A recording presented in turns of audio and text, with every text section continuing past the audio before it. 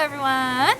So it's been a little over a year since I arrived back from my year abroad studying in Japan, and I realized that there was one thing that I didn't really talk about, and that was culture shock and reverse culture shock.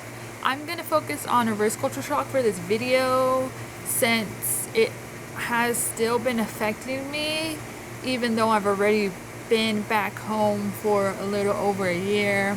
And I just want to talk about it and explain to you my own personal experiences with it and how I've been attempting to cope with it. So I hope you stay with me throughout this video and we're gonna get down to it. I had actually looked up the direct definition of culture shock, in my case reverse culture shock, and the definition that I found was, it is, for those of you who are unfamiliar with the term, it is the shock experienced after returning home from a long stay overseas. This results in the person encountering unexpected difficulties in readjusting to the culture and values of their home country, making their once familiar place unfamiliar to them. And there's two specific parts of culture shock. It is the idealization and expectations. The difference between the two is idealization is that you think about the past and you only think about the positives, so you tend to just ignore all the negative aspects of it and just fully focus on the positive pieces of it. And expectations is expecting everything to be the same once you returned home, which is not the case at all. And in my case, I wouldn't directly define myself as one of the two categories. I feel like I'm a mixture, I guess you can say. Not so much towards the expectation side, because going into exchange, you all have to understand that going abroad, people back home are still going to be continuing living their life, and that just because you're not there doesn't mean that people aren't going to continue to live and go about doing their own things. To put it in simple terms, the world doesn't revolve around you. People have their own lives, and you going abroad for that year, nothing's going to be the same when you get back home at all. It's all going to be different. People are going to have changed, grown up, have new interests and new hobbies, met new friends. Maybe you'll have different friends. You might lose a friendship. It all just depends on the situation and environment you return to.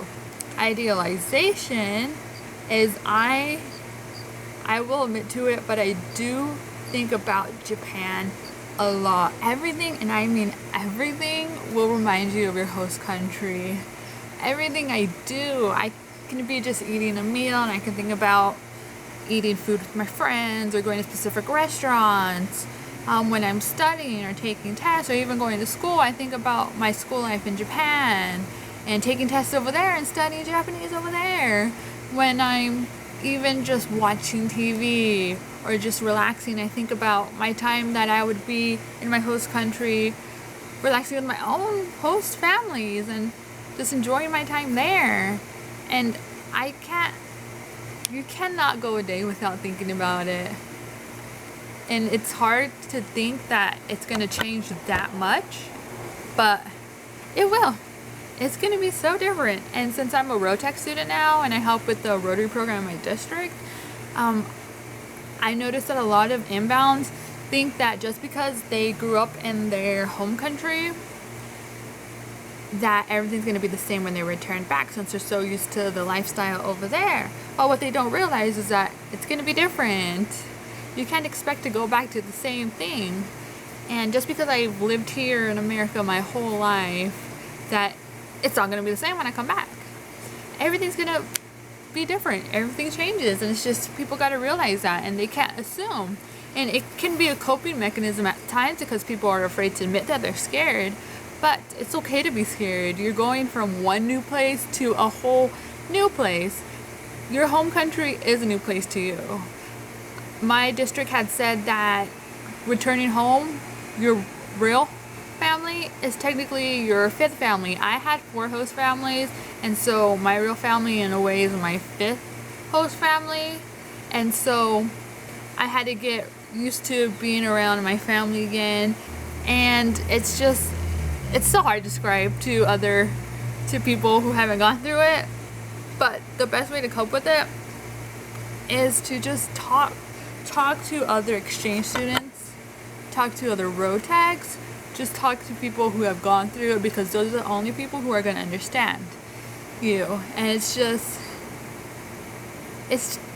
a hard subject, because reverse culture shock is such a concept that you don't realize it occurs until you return home, and everything's different. So another specific example is when I was in Japan, I consistently always made sure that I had something to do every day. After school, on the weekends, I was just always planning something, ready to do something. My friends were always outgoing, always wanting to take me out, always just wanting to go out in general. That was their culture over there, of just always wanting to go out, always want to hang out. And I come back here to America, and I see that a lot of people here, a lot of people I'm friends with and I'm around, keep to themselves a lot. They don't want to go out. They don't want to put that effort to actually meet with their friend to hang out. And they just don't want to do it, because comparing both cultures, I guess Americans aren't so willing to go out so often. They want to relax and keep to themselves, because Americans feel as if they gotta enjoy their time before they go. I don't know, it's just hard to explain, but it's hard. Like, I want to go. I've changed a lot, so I always want to go out. I always want to hang with people, and I always make that effort to invite people. But I just wish that they were more receptive and more responsive, like my Japanese friends were, who always took the initiative to invite me out, or were just always, when I would ask them, they would just be willing. Same with my host families and Rotarians. Just everybody was just so willing to go. But I feel like, can't really describe it, since I feel like I'm in a fusion of both cultures. I have adapted a lot and kept a lot of what I learned and what I saw in Japan, and I'm trying to use those skills here to assimilate back, and it's just hasn't been working out. There's some moments when I get really sad and upset because I miss it and I want to go back, because I've gotten so used to living in Japan. I really want to go back, but you can't go back, because if I were to ever return to Japan, I will though, it's not going to be the same again. You're not going to be an exchange student at all. You're not going to have the same experiences, the same moments. It's going to be completely different. And I know that, and I'm prepared for that, but it's just upsetting that you'll never get that piece of your life back, your year as an exchange student. That's only going to happen once in my life, having that full year as an exchange student, and it's hard. And there's a lot of people who go on exchange during high school, and I cannot imagine how it feels like to return and go to high school. The reason why I waited to go on exchange after I graduated high school was because I knew that I was going to go to college, so I was going to go to college right after, so it wouldn't have made a difference if I knew that I was leaving. So taking that year abroad to Japan and taking a break and returning to go to a new environment, not returning to an old one such as high school, even though I've known that I've grown and changed and I feel more comfortable, I guess you can say, and more familiar and grown and mature, that I wouldn't be able to return and adapt to the whole immature high school atmosphere with those people who don't have the same experiences as me and aren't as worldly and have been exposed to different cultures.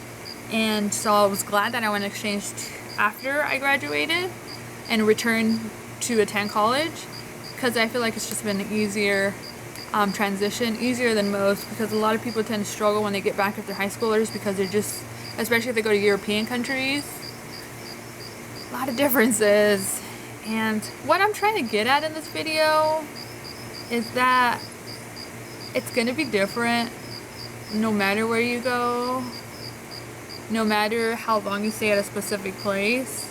If you invest a lot in going on exchange and you put a lot into it and you make those bonds with people and get attached to that place, then you have to be prepared that when you come back, it's not going to be the same. You're going to have to work just as hard to rebuild those bonds, make new friends, and just get used to your whole environment again, because it's all changed and it's all different. And you also got to realize that being an exchange student, your year abroad is only one part of your life. And so you had a great year and it was amazing, probably the highlight of your life thus far, but you're still young and there's years that you still have to live. Okay, you're gonna have so many places to travel. You have other aspirations, other goals, you have dreams. And so keep your exchange, keep Rotary close to your heart, because you learned a lot. And if you put as much time and investment as I did for my year, then keep it close to you, because it's a part of you now. It will never leave you. It's a part of your life. You've touched so many lives in a year abroad. It's always going to remain with you. You can't forget it. You can't ignore it. Embrace it, accept it, and just look to the future, because there's so many other things for you to do, and life will only continue to get better. So many places to see, people to meet, foods to eat, so much other fun stuff to do. What you throw out to the universe is what you receive. So if you throw out a lot of negative energy out there, then you're going to receive a lot of negative energy in return. And if you throw a lot of positive, you're going to be met with a lot of positive in return. You can either be meeting a goal, meeting somebody new, and it's just always live life positively. You just have one life, and so make the most of it. You've already been making the most of it if you've been on exchange or if you plan to, because that takes a lot of commitment and a lot of work, and you will succeed. Be confident in yourself. At the end of it all, it's you. It's your life, your choices, your actions, your dreams, your aspirations, your goals.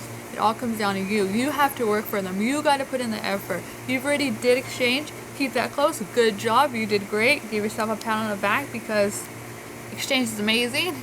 Now look forward. Look to all the other stuff you still have to do. But always keep exchange close. And if you feel upset sometimes, it's okay. It's okay. It's okay. Just tell yourself it's okay. Be positive. I can't stress this enough, because I'm a strong believer in it. Just throw out lots of positive energies and you'll get that in return. I just wanted to talk to you all about that. If you have any more questions or want somebody to talk to, I will be there for you. I will try my best, because Rotary did so much for me, and I always and will continue to support Rotary and all their exchange students. And it's good to unload and talk to people about things, and I feel like I let a lot out and talk to you all about this, and I feel better about it. I feel a lot lighter. And so thank you for listening to my little spiel on reverse culture shock, and I will see you all next video. Bye bye.